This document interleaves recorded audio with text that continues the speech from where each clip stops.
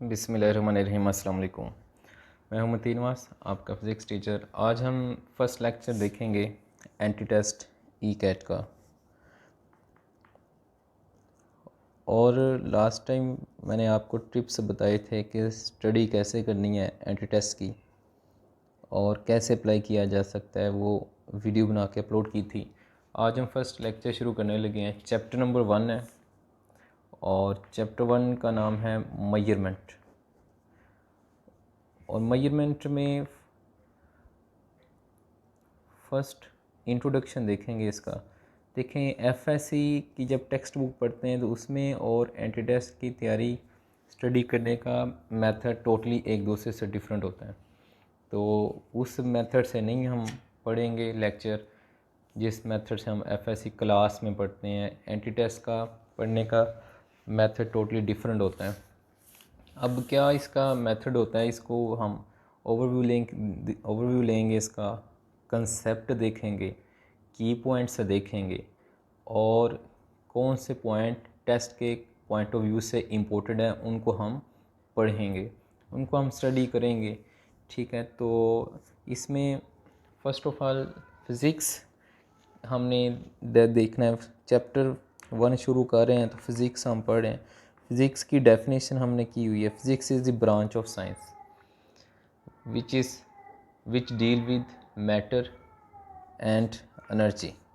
Branch science की वो branch है जो मैटर को और एनर्जी को डील करती है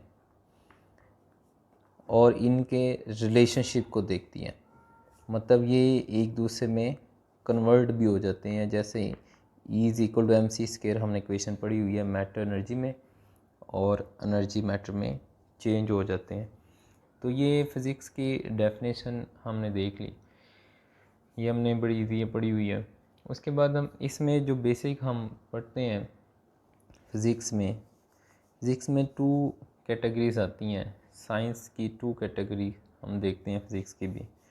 नंबर 1 इसमें हम देखते हैं बायोलॉजिकल साइंस। ठीक है, बायोलॉजिकल साइंस लिविंग थिंग्स को स्टडी करती है। और दूसरा हम देखते हैं physical science. Physical science non living things को स्टडी करती है, ये लिविंग थिंग्स को, और physical science non living things को स्टडी करती है। ठीक है, उसके बाद फंडामेंटल देखने लगे हैं साइंस की। फंडामेंटल ऑफ साइंस 3 है, ये हमने पढ़ी हुई है, बड़ी सिंपल सी है फंडामेंटल ऑफ साइंस। जैसे फर्स्ट की अगर बात करें तो फर्स्ट इसकी फंडामेंटल होती है, फ्रंटियर्स भी इसको कहते हैं। वर्ल्ड वेरी एक्सट्रीमली लार्ज है, इसकी फर्स्ट में देख लें वर्ल्ड ऑफ एक्सट्रीमली लार्ज, बहुत लार्ज है वर्ल्ड।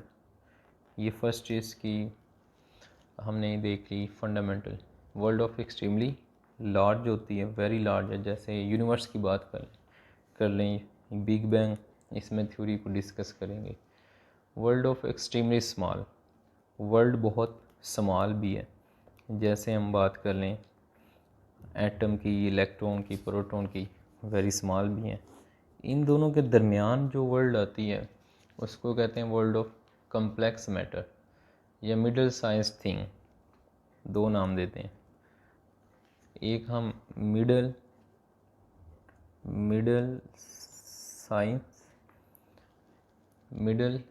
साइज थिंग्स, और दूसरा इसका हम नाम रख देते हैं वर्ल्ड ऑफ कम्प्लेक्स मैटर।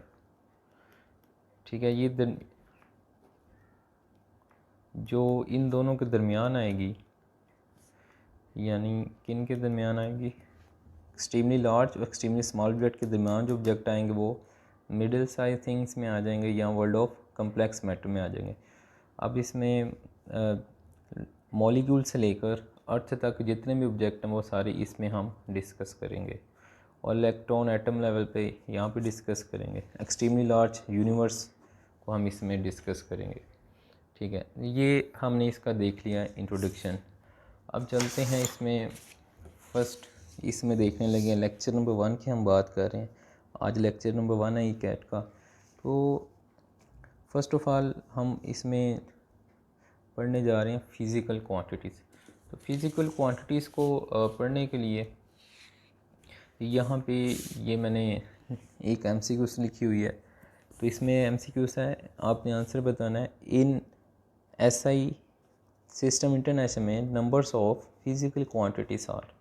तो फिज़िकल क्वांटिटीज़ कितनी होती हैं एसआई में? 3, 7, 2 इन्फिनिट। तो अगर आपका आंसर 3 है तो आपका आंसर रॉन्ग है। नंबर ऑफ़ फिज़िकल क्वांटिटीज़ 3 नहीं होती, 7 भी नहीं होती। अगर 7 है तो फिर भी रॉन्ग है। 2 भी नहीं होती, ये इन्फिनिट है। राइट आंसर इसका इन्फिनिट है। 7 तो बेस क्वांटिटीज़ होती हैं, 7 बेस क्वांटिटीज़ होती हैं और 2 सप्लीमेंट्री यूनिट्स होते हैं। ठीक है, तो ये फिज़िकल क्वांटिटी तो बहुत ज़्यादा है हमारे पास। तो इसका राइट आंसर क्या हुआ? इन्फिनिट हुआ। ठीक है, तो ये एमसीक्यूज़ करेंगे, उस एमसीक्यू से ही हमारा आगे टॉपिक शुरू हो जाएगा। टॉपिक को उसी में क्लियर करते जाएंगे, क्योंकि इसका सिलेबस होता है चैप्टर 1 से लेकर चैप्टर 21 चैप्टर है इसमें। फुल बुक होती है एंट्री टेस्ट में, तो हमें फिर उस पॉइंट ऑफ व्यू से पढ़ना होता है, कंसेप्चुअल स्टडी करनी होती है, उन पॉइंट्स को ज़्यादा फोकस करना होता है जो पेपर में एंट्री टेस्ट में आते हैं। अब फिज़िकल क्वांटिटीज़ हमने पढ़ी हुई हैं। फिज़िकल क्वांटिटी बेसिक होती हैं, ड्राइव्ड होती हैं और सप्लीमेंट्री होती हैं। और बेसिक जो होती हैं वो 7 होती हैं और सप्लीमेंट्री 2 होती हैं और ड्राइव्ड बहुत सारी होती हैं। ठीक है, मेजरमेंट ऑफ बेस क्वांटिटी। अगर हम बेस क्वांटिटी को मेजर करना चाहते हैं तो इसका क्या तरीक़ेकार है, ये हम देखने लगे हैं। मेजरमेंट इसकी करनी है तो 2 स्टेप्स हैं। नंबर 1 इसका स्टेप ये है कि चॉइस ऑफ स्टैंडर्ड होना चाहिए। Choice of standard ideal standard होता है, और ये जो आइडियल स्टैंडर्ड लेते हैं ये एक्सेसिबल होना चाहिए और इनवेरिएबल होना चाहिए। एक्सेसिबल का मतलब है हर जगह पे हो, इनवेरिएबल का मतलब है जो चेंज ना हो, मतलब जो एक जैसा रहे। इनवेरिएबल हो जो हर जगह पे एक जैसा रहे। ठीक है, तो अगर हमारे पास कोई भी स्टैंडर्ड बना लिया, वो एक्सेसिबल है, पाकिस्तान में भी है, चाइना में भी, हर जगह पे है, और इनवेरिएबल है, जितना है वैसे उतना ही रहेगा। अगर मैं मार्को को कहता हूँ ये स्टैंडर्ड बन गया, तो ये पाकिस्तान में इसकी लेंथ इतनी है, ठीक है, और ये पाकिस्तान में अवेलेबल है, तो ये दुनिया की हर जगह पे ये स्टैंडर्ड होना चाहिए। ये पाकिस्तान है, चाइना में जाए तो इतना ही ये पेन का साइज़ हो और इतनी ही इसकी एक्सेस, इतनी ही इसकी लेंथ हो और उधर भी ये अवेलेबल हो, तो ये फिर आइडियल स्टैंडर्ड होगा। ठीक है, जैसे हम सेंटीमीटर लेंथ का मीटर है स्टैंडर्ड, टाइम का सेकंड है, और ये आइडियल है, मतलब ये एक्सेसिबल भी हैं और इनवेरिएबल भी हैं।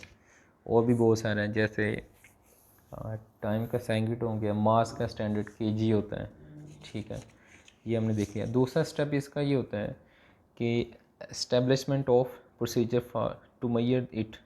हमने एक प्रोसीजर बनाना होता है मेजर करने के लिए।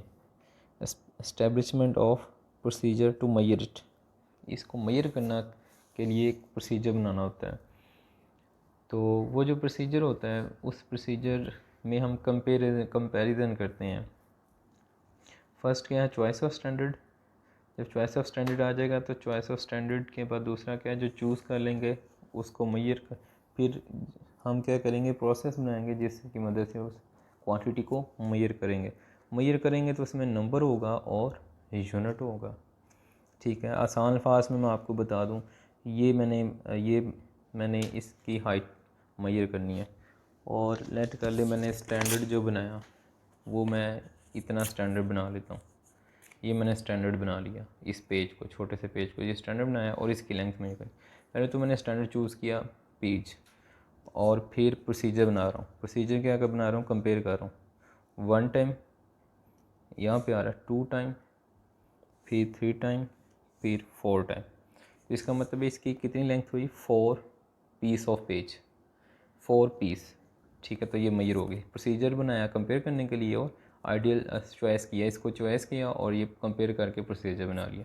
तो मैं कहूँगा इसकी मार्केट, इस पेन की कितनी हाइट आ रही है, लेंथ आ रही है, 4 पीस कंपेयर कर लिए ये। ठीक है, ये समझाने के लिए एग्जांपल दिया आपको जस्ट। ठीक है, ये हमने इसको देख लिया स्टैंडर्ड को। अब देखते हैं इसमें फ़िज़िकल क्वांटिटीज़ को डिटेल से देखते हैं। फ़िज़िकल क्वांटिटीज़ बेस ड्राइव्ड भी होती हैं, बेस भी होती हैं और सप्लीमेंट्री होती हैं। ये 3 टाइप्स की होती हैं। अगर आ जाए कि कितनी टाइप्स की फ़िज़िकल क्वांटिटी होती हैं तो वो 3 टाइप्स की होंगी, ठीक है। तो कितनी होती हैं तो वो इन्फिनिट होती हैं, BMCQs भी आपको करवाया। बेस 7 होती हैं। कौन कौन सी 7 होती हैं ये यहाँ पे मैंने लिखी हुई हैं। Mass, length, time, current, temperature, intensity of light, amount of substance, ठीक है। ये इनकी क्या है बेस क्वांटिटीज़ आ गई। अब यूनिट भी लिखे हुए हैं। लेंथ यूनिट ही ये स्टैंडर्ड होता है जो भी बता के आ रहा हूँ। लेंथ का मीटर, मास का किलोग्राम, टाइम का सेकंड, करंट का एम्पेयर, टेम्परेचर का केल्विन, इंटेंसिटी ऑफ लाइट का कैंडला और अमाउंट ऑफ सब्सटेंस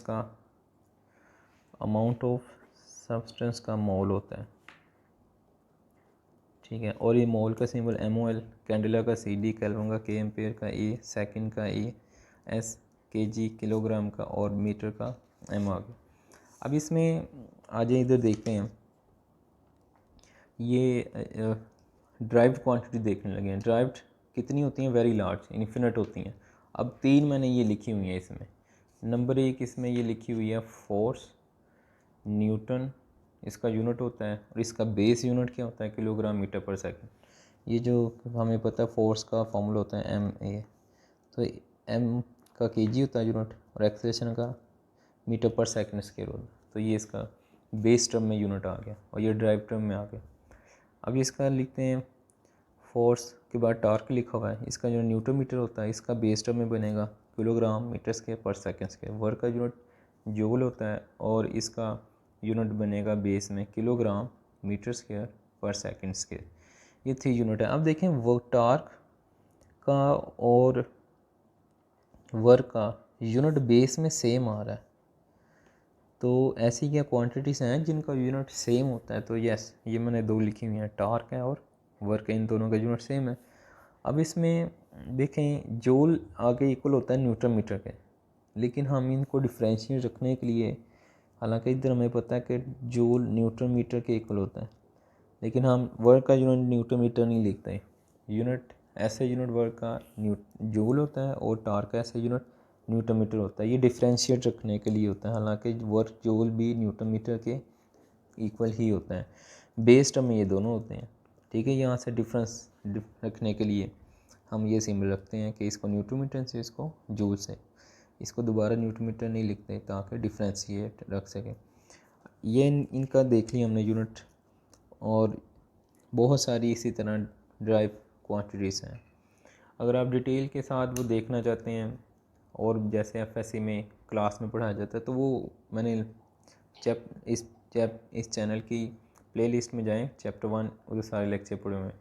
अदरवाइज़ इसका क्राइटेरिया इतना ही होता है पढ़ने का, कंसेप्ट देखने होते हैं, इसको रिलेट करना होता है। क्योंकि अब आपके पेपर हैं, 14 जून को पेपर है, पेपर टाइम थोड़ा होता है, तो आप इसको कंसेप्ट वाइज, क्योंकि FSC में पढ़ते हैं और इधर जब आ जाते हैं एंट्री टेस्ट में तो टोटली एंट्री टेस्ट के level concept A level O level के कंसेप्ट होते हैं। तो आपको कंसेप्चुअल माइंड सेट रख कर आपने स्टडी करनी है। चलें, ये हो गया। अब तीसरी इसकी क्वांटिटी है, तीसरी टाइप है इसकी सप्लीमेंट्री। सप्लीमेंट्री क्वांटिटीज़ हैं, सप्लीमेंट्री 2 होती हैं और इनके नाम है सॉलिड एंगल और प्लेन एंगल। सॉलिड एंगल का यूनिट होता है स्टीरेडियन और प्लेन एंगल का यूनिट होता है रेडियन, ठीक है। ये यूनिट के नेम है इनके। अब सप्लीमेंट्री यूनिट को देख लेते हैं। इसमें MCQs बनाता हूँ। अब MCQ जो बनाऊँगा उसी से टॉपिक क्लियर हो रहा होगा, और उसके बाद ऐसा MCQs भी होता है कि पूरा टॉपिक क्लियर हो जाता है, ठीक है। तो इसमें which of the following is supplementary physical quantity? कौन सी क्वांटिटी सप्लीमेंट्री फिजिकल क्वांटिटी है? तो आप इसका आंसर बताएं। रेडियन है, स्टीरेडियन है, बोथ है या नन ऑफ दीज? तो अगर आपका आंसर है बोथ तो रॉन्ग आंसर है। वो इसलिए क्योंकि ये रेडियन और स्टीरेडियन तो यूनिट्स हैं, फिज़िकल क्वांटिटीज़ नहीं है। ये कई दफ़ा MCQ एंट्री टेस्ट में आ चुकी हुई है कि फिज़िकल क्वांटिटी बताएं और नीचे ऑप्शन रेडियन यूनिट दिए होते हैं। उसने क्वांटिटी पूछा तो क्वांटिटी बतानी है, क्वांटिटी तो है ही नहीं ऑप्शन में, तो इसका मतलब है कि इसका आंसर क्या आ जाएगा, नन ऑफ दीज आ जाएगा। मतलब इधर फिज़िकल क्वांटिटी है ही नहीं। रेडियन और स्टीरेडियन ये तो यूनिट है, किन के यूनिट हैं, सॉलिड एंगल और प्लेन एंगल के। अगर इधर होता सॉलिड एंगल और प्लेन एंगल बोथ, फिर आना था बोथ। ठीक हो गया। इधर हिंट लिखा हुआ these are units not physical quantity. ये यूनिट्स हैं दोनों, फिज़िकल क्वांटिटीज़ नहीं दी हुई। ठीक हो गया। ये हमने फिज़िकल सप्लीमेंट्री यूनिट्स में देख लिए। अब इसमें देखते हैं सॉलिड एंगल को, सॉलिड एंगल और प्लेन एंगल को। यहाँ पे ये मैंने MCQs भी एक लिखी हुई है, इसको देखते हैं। सॉलिड एंगल एक्चुअली 3 डायमेंशनल होता है, XYZ स्पेस में होता है। जैसे स्फीयर होता है, फुटबॉल लाइक, इसका ये सेंटर है, सेंटर से ये 2 लाइंस रेडियस हैं और ये सरफेस पे आ रहा है, सरफेस पे ये एरिया बनाया हुआ है। ठीक है, एरिया ऑफ एलिमेंट, मतलब ये जो स्मॉल एरिया है, स्मॉल एरिया को एरिया ऑफ एलिमेंट कह रहे हैं, और इसके दरमियान एंगल बनेगा और इस एंगल का नाम रखते हैं सॉलिड एंगल। और यहाँ पे हम लिखते हैं area is equal to r² theta. तो थीटा इक्वल आ जाएगा यहाँ पे A/r²। ये आपने वैसे ही डायरेक्ट याद रखना है, ये थीटा का फॉर्मूला होता है इस सॉलिड एंगल में। तो जब ये इसका फॉर्मूला है, तो हम जब डेफिनेशन करते हैं, इसकी डेफिनेशन में कहते हैं सेंटर पे एंगल होता है जब surface area square of radius के इक्वल होता है। तो ये इसकी डेफिनेशन में होता है, यस स्क्वायर ऑफ रेडियस के इक्वल होता है। अब एरिया की जगह हम क्या पुट करेंगे, r² पुट करेंगे। तो इधर पुट कर दिया, r² और r² कैंसिल हो जाएगा तो 1 रह जाएगा। तो एंगल कितना आ गया, 1 स्टीरेडियन। इधर MCQ से इसकी करते हैं। तो for complete rotation the value of solid angle is, complete rotation के लिए एंगल की वैल्यू कितनी होगी, तो इसका आंसर है 4 पाई स्टीरेडियन। वो इस वजह से क्योंकि इसका जो फार्मूला होता है एंगल का, ये हमने पढ़ा हुआ है, theta is equal to A/r² होता है। और एरिया जो स्फेरिकल सरफेस का जो एरिया होता है वो 4 पाई r² है। ये जो स्फीयर होता है इसका स्फेरिकल एरिया 4 पाई r² होता है। तो A की वैल्यू इधर पुट कर देंगे, इधर आ गया 4 पाई r² से कैंसिल हो जाएगा, तो ये बचेगा 4 पाई स्टीरेडियन। स्टीरेडियन SR ये स्टीरेडियन का सिंबल होता है। ठीक है, तो अब देखते हैं एक और पॉइंट देखते हैं। For complete rotation the value of plane angle, plane angle कहते हैं 2 डायमेंशन एंगल को, 2 डायमेंशन एंगल प्लेन एंगल की हम बात करते हैं। ये पीछे वाले टॉपिक पेज में ये लिखा हुआ था। प्लेन एंगल क्या होता है, बेसिकली 2 डायमेंशनल एंगल होता है। 2 डायमेंशनल एंगल ये सर्कल में होता है, सर्कल ये मैंने ड्रा किया हुआ है। सर्कल का ये सेंटर है, रेडियस के दरमियान एंगल थीटा में रहा है, ये आर्क लेंथ S है। अब इसमें देखें S is equal r theta होता है, ये हमने फार्मूला पढ़ा हुआ। और यहाँ से अगर हम निकालें थीटा का फार्मूला क्या बन जाएगा, S/r। और जब हम डेफिनेशन करते हैं प्लेन एंगल की, तो इसमें हम कहते हैं कि ये जो आर्क लेंथ S है ये रेडियस के इक्वल होती है। ये बाय डेफिनेशन हम करते हैं आर्क लेंथ हो रेडियस इक्वल हो, तो तब एंगल जो सेंटर पे बनता है उसको प्लेन एंगल कहते हैं। तो इधर फिर हम थीटा इज इक्वल S/r में पुट कर देंगे S की वैल्यू, S किसके इक्वल है, R के। तो R पुट किया, R से कैंसिल, तो 1 रेडियन बच जाएगा। तो ये 1 रेडियन यहाँ पे आ गया।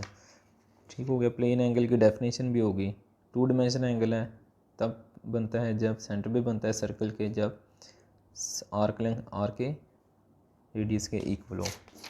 तो इसके MCQ आप देखते हैं, ये लिखी हुई है। For complete rotation the value of plane angle, for complete rotation the value of plane angle is 2 pi radian, 4 pi radian. तो इसका जो राइट आंसर है वो 2 पाई रेडियन है।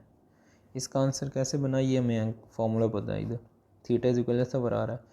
और एक कंप्लीट रोटेशन में हम जानते हैं कि जो सर्कमफेरेंस बनता है सर्कल का, एक कंप्लीट सर्कल होगा कंप्लीट, तो एंगल जो सर्कमफेरेंस बनता है वो 2 पाई r होता है। 2 पाई r की वैल्यू इधर पुट की, r से कैंसिल, तो इधर 2 पाई रेडियन एंगल बनता है। तो कंप्लीट सर्कल में राउंड ट्रिप कंप्लीट होगा तो टोटल एंगल 2 पाई होता है।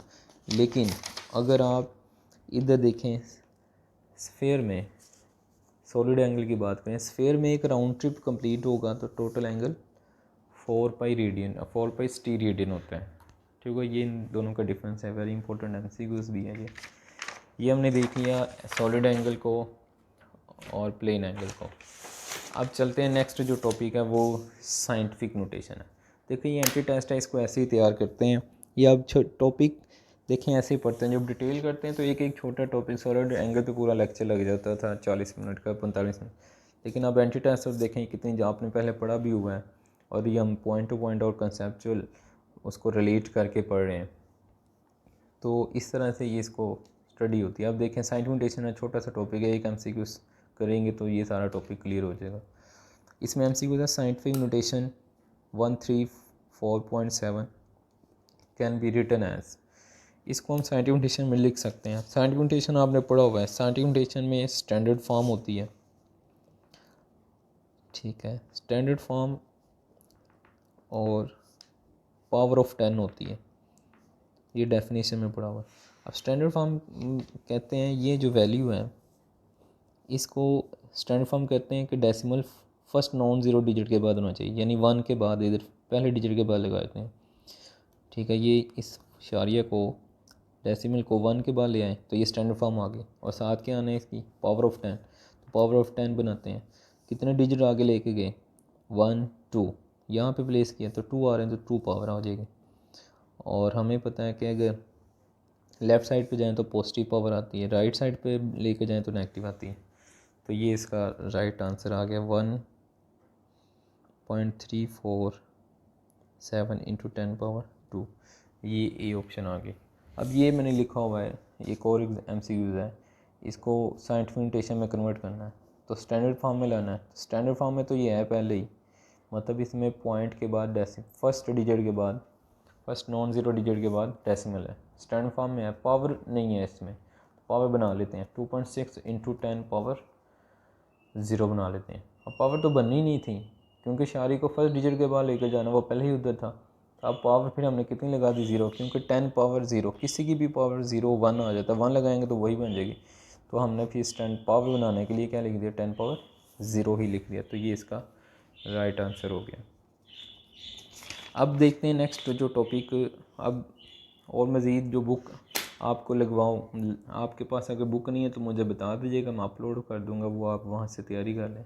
नहीं तो अगर आपके पास कोई बुक है तो वहाँ से आपने एमसीक्यू रिहर्सल करनी है, प्रैक्टिस करनी है, ठीक है। फिर पास पेपर के भी मैं एमसीक्यू सॉल्यूशन डिस्कस करके अपलोड करूँगा, और ये जो एमसीक्यूज़ जो बता रहा हूँ ये इन एमसीक्यू से टॉपिक क्लियर हो जाता है जो इधर बता रहा होता हूँ, और इम्पोर्टेंट भी होते हैं।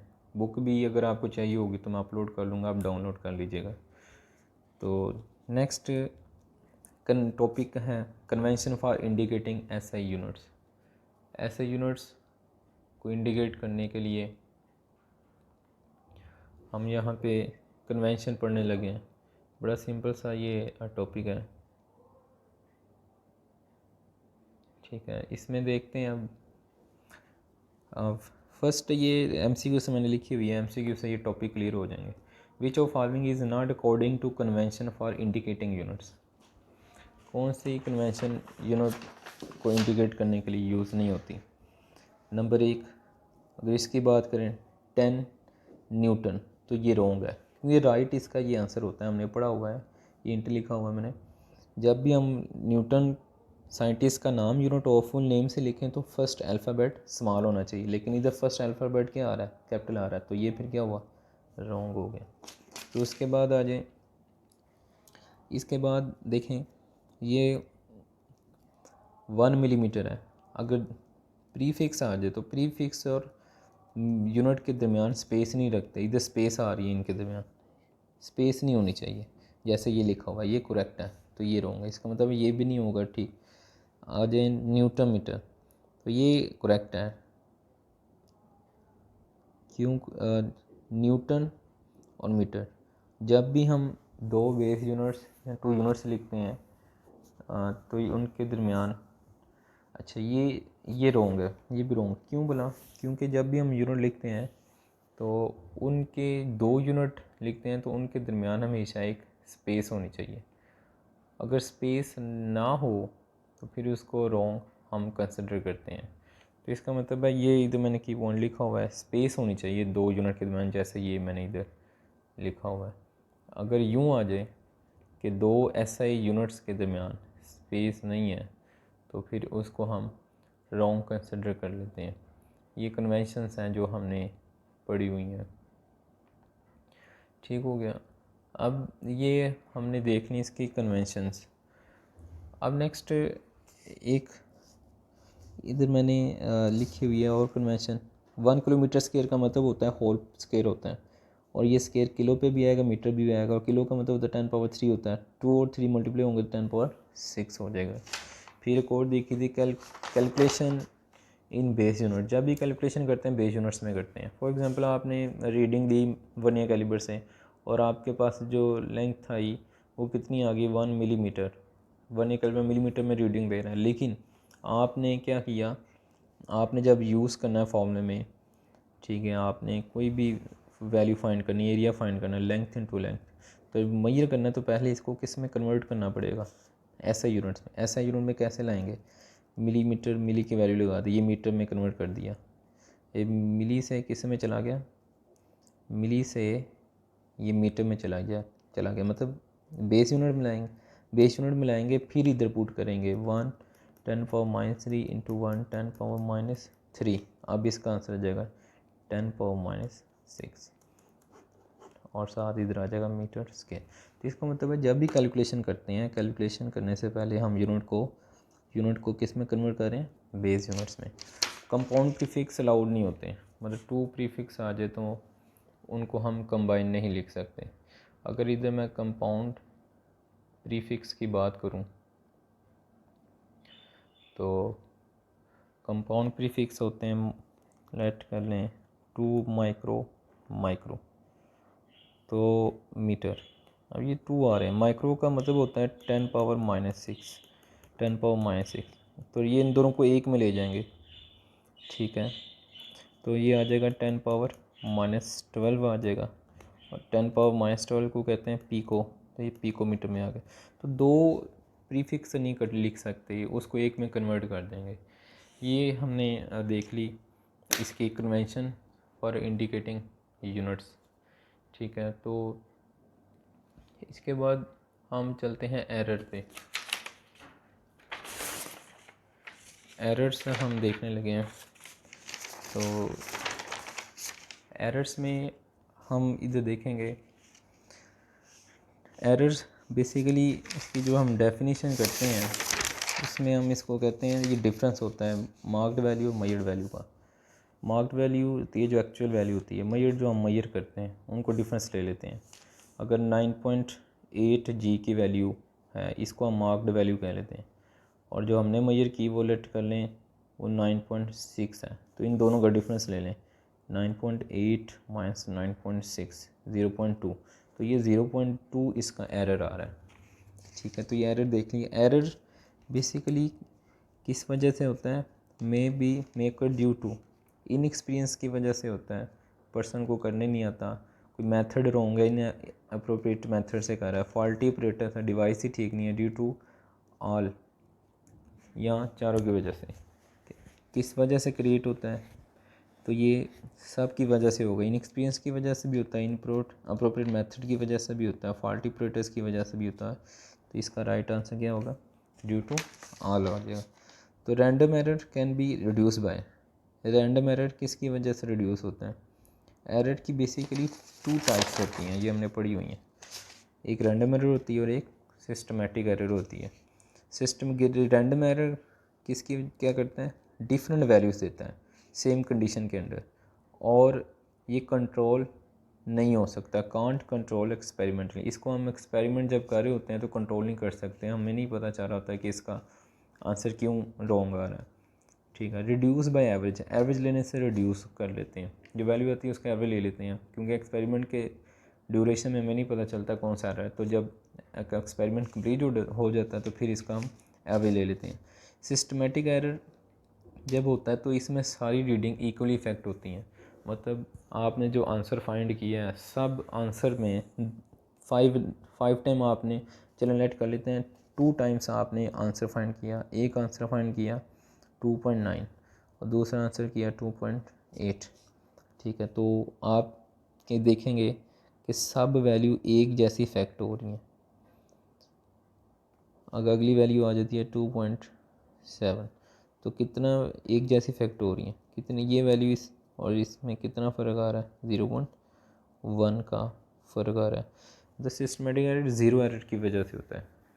जितनी भी वैल्यू होती है उनमें जो फ़र्क आता है वो हर बार एक जैसा होगा, वो वैल्यू इक्वली इफेक्ट होती हैं, ज़ीरो एरर की वजह से होता है। इनको कंट्रोल कर सकते हैं। कंट्रोल कैसे कर सकते हैं, ज़ीरो एरर रिमूव कर दें। जो ही ज़ीरो एरर रिमूव हो जाएगा तो एरर इसमें से एलिमिनेट हो जाएगा। तो इसको रिड्यूस कर सकते हैं एवरेज से। इसको करेक्टिंग फैक्टर से करते हैं बाय अप्लाइंग करेक्शन फैक्टर इसको नाम देते हैं। मतलब ये जो ज़ीरो एरर को रिमूव कर देना करेक्शन फैक्टर कहलाता है। हम करेक्शन फैक्टर अप्लाई करके सिस्टमेटिक एरर को रिमूव कर लेते हैं। ठीक है, और इसमें ये हो सकता है कि आंसर एक जैसा रहे।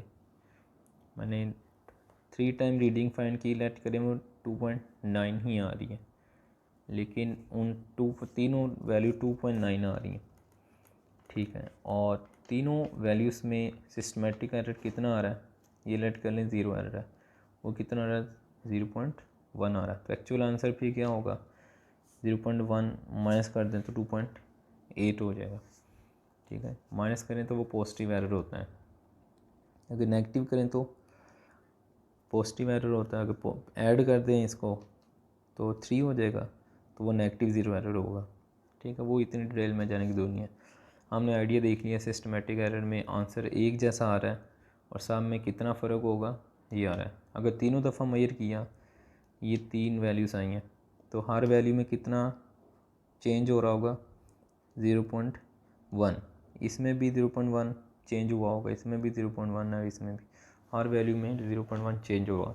अब इसमें आ जाए एक और MCQ करते हैं। Measuring device has least count as 1 metre, what error must be present in it. अगर हमारे पास लीस्ट काउंट 1 मीटर है तो बताएं इसमें कितना एरर होगा। 2 मीटर होगा, लीस्ट काउंट 1 मीटर है तो एरर बताना है 2 मीटर, 1 मिलीमीटर, 1 मीटर या 1 माइक्रोमीटर।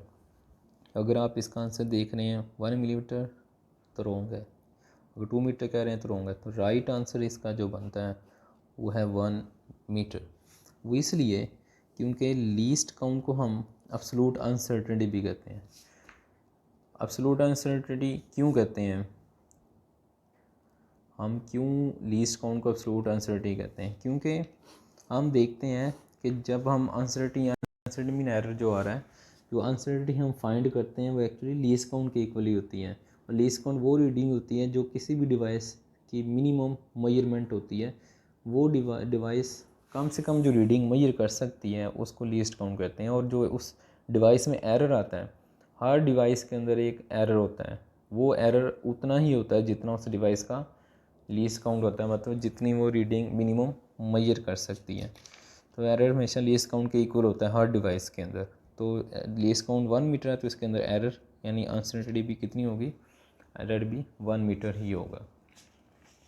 ठीक है, तो ये इसमें देख लिया। अब इससे रिलेटेड MCQ देखते हैं। एरर इन मेजरमेंट में अकर ड्यू टू, एरर जो इसमें क्रिएट होता है वो किस वजह से होता है, ये अच्छा ये हमने देख ली। Random error can be reduced by, random error किसकी वजह से रिड्यूस होता है, taking zero correction, comparing the instrument, taking mean value, all correct.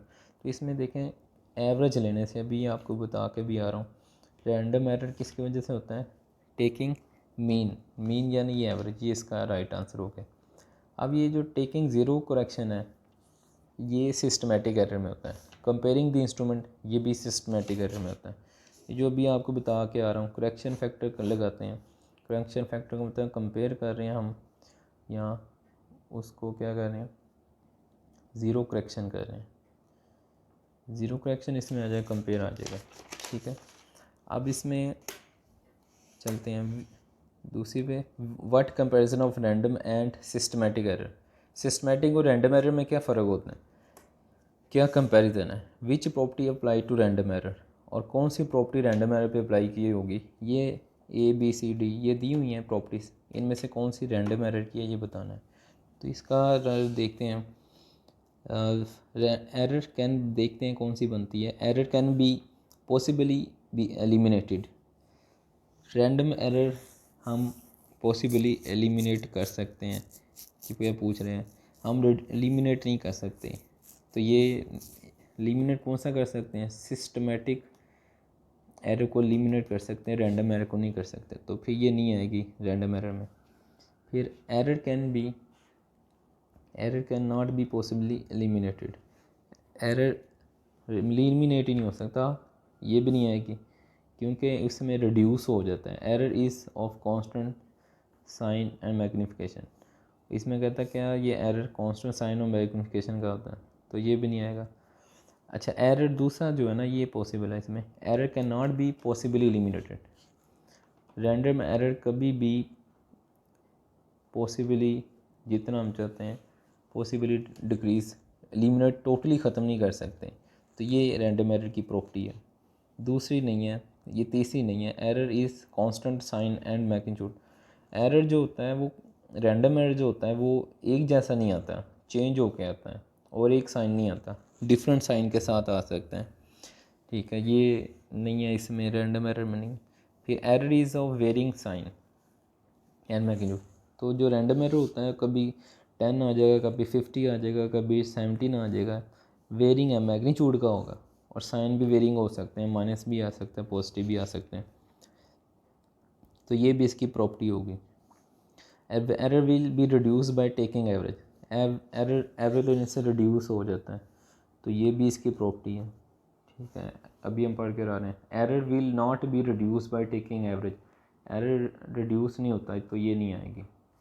ठीक है, तो ये इसका फिर ऑप्शन बन जाएगा, 2 वाली ऑप्शन बन जाएगी, BDE। बी में क्या आएगा, error can be possible, can not possibly be eliminate, कभी ख़त्म नहीं हो सकता रैंडम एरर। और error is of varying sign and सी मैग्नीट्यूड, डिफरेंट मैग्नीट्यूड का होता है, कम 10, 100, 12 डिफरेंट मैग्नीट्यूड का आता है। और ई आ जाएगा, error will be reduce by taking average. ठीक है, ये आज हमने एरर तक पढ़ लिया है। ठीक है, नेक्स्ट टॉपिक जो है वो सिग्निफिकेंट फिगर है। तो नेक्स्ट हम सिग्निफिकेंट फिगर पढ़ेंगे और फर्स्ट चैप्टर कंप्लीट कर देंगे दूसरे लेक्चर में। फिर उसके बाद MCQs करेंगे पास्ट पेपर की, और बुक मेरे पास जो पड़ी हुई है उस MCQ जो इम्पोर्टेंट है वो उसकी MCQs डिस्कस करेंगे। तो फर्स्ट चैप्टर कंप्लीट होने के बाद हम पास्ट पेपर की भी करेंगे। ठीक है, तो मिलते हैं हम नेक्स्ट लेक्चर के साथ। अगर आपने ये चैनल सब्सक्राइब नहीं किया तो जल्दी से सब्सक्राइब करें, ताकि आपको न्यू वीडियो मिलती रहें नोटिफिकेशन के साथ। अल्लाह हाफिज़।